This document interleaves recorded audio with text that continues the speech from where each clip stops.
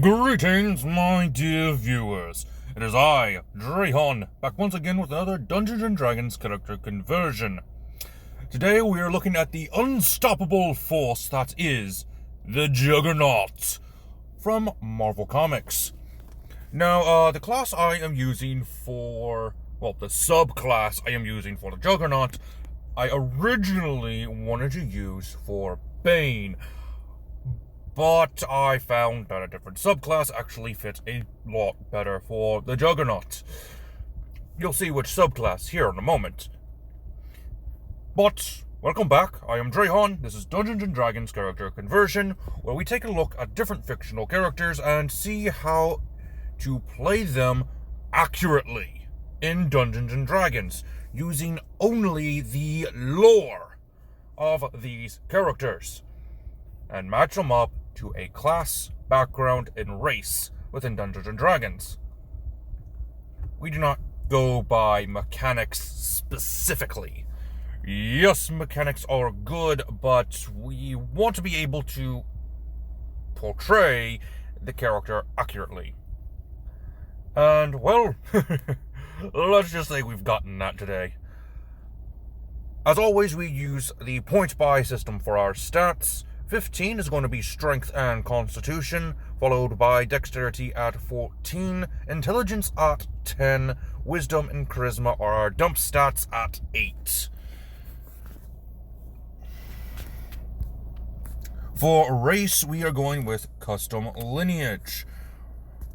Since he is a mutant, well, more accurately, he's just a regular human that got some sort of magical powers from an artifact. But we're just going with Custom Lineage, just because. Mainly because we get a +2 to one of our stats, and we're going with Constitution, making it a 17.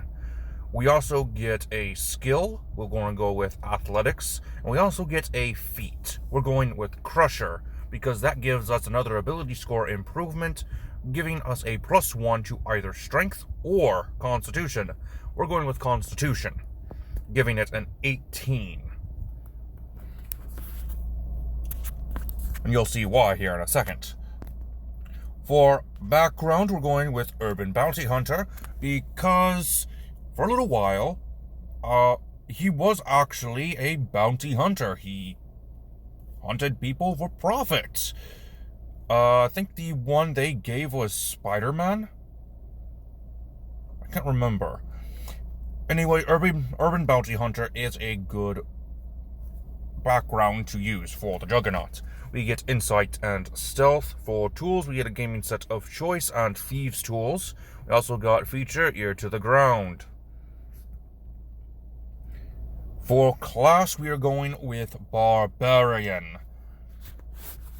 We get a d12 hit die, and we get our hit points for 12 plus our Constitution modifier.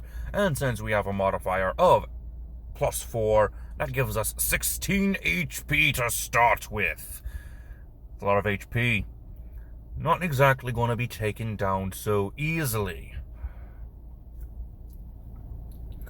For our skills, grab Intimidation and Perception. You also have the features Rage and Unarmored Defense, as typical for a Barbarian. Level 2 Barbarians get Reckless Attack and Danger Sense. Level 3 Barbarians get their Primal Path. We're going with Path of the Juggernaut. See what I did there? Anyway, this was the Critical Role campaign setting book that this comes from. I don't know how to pronounce their campaign setting, but that's where it comes from. Hopefully when they get the campaign setting reborn one, we get an improved version of Path of the Juggernaut, even though it's still a pretty good subclass. We get Thunderous Blows and Stance of the Mountain. These are some very good features from this subclass. They make some of the other ones seem minimalistic. Anyway, Moving on to level 4 Barbarian, we're going ahead and increase our dexterity by 2, making it a 16. That is a +3 modifier, plus our +4 modifier from our Constitution. We have a total of 17 armor class, thanks to unarmored defense, which is really good. Level 5 Barbarians get an extra attack and fast movement.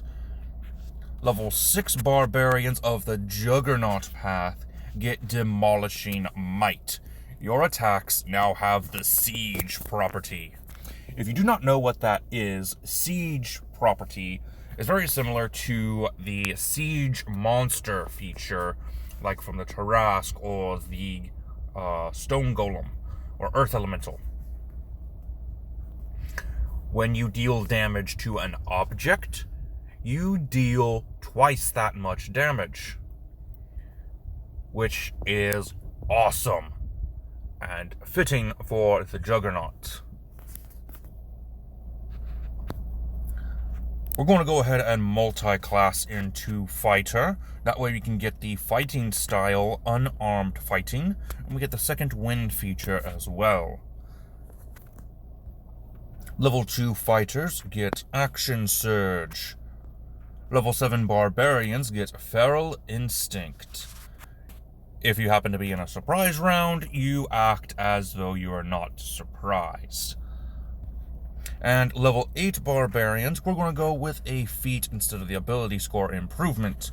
Juggernaut is the unstoppable force, so we're going to go with Charger. This will give us some extra damage for when we move at least 10 feet in a given direction.